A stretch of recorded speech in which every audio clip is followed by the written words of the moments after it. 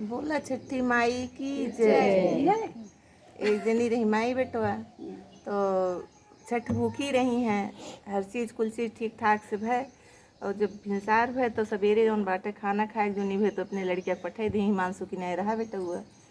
कहीं जब भैया जौन बाटे तू लकड़ी तूर लावा तो आवत बनाई ओका देर लाग गए वहाँ खेले में खूब देर ले खेलत बा लकड़ी लावे खूब देर भूल गए टाइम ना हुए तो यारिन जौन भैया भूखान रही बहुत ज़्यादा तो संझा कुछ रखे रही हैं सोची लावा खाए ली अपन संझा खाना वो खाए ली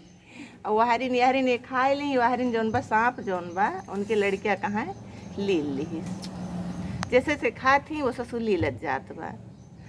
अब बेटवा ना आए पूरा साल बीत गए उनके लड़कियाँ उबे ना आईकिन खूब रोए दरी दरी बैठी रहे। अब बहुत परेशान है ये ना पता बा कि हाँ काहे कहाँ ना आया कैसे ना आया सब जान इस खत्म होगी कहूँ शेर बाग खाए ले हुए कुछ हुए आए अगली छठ सब फिर मेहरारून गाँव भरे भूखी रहा थे वो कहीं बहनी हम तो न रहा मार भैया उबे ना के कानी कहाँ चला गए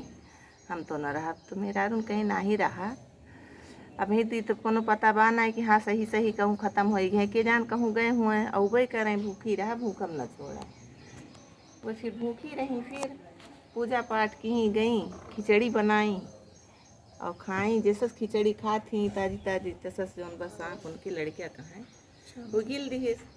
और लड़कियाँ जानत बा कि अभी आज एक काम में आई वो अपन गट लकड़ी उकड़ी बांधिस लेके आए दीहिस माई के अपने तो बताइस कि ऐसे ऐसे रहा जौन बा हमें सब ले रहा भाई को गिलिस तो आवत है लेके तभी भय पता ला कि हमन बासी खाना ना खाए के चाहिए बिहान भय जोन कुछ खा ताजा बनाए खा बासी ना खा मतलब ये के वो बात है। हाँ खिचड़ी ना खाए से खाए खिचड़ी ना खाए से भूख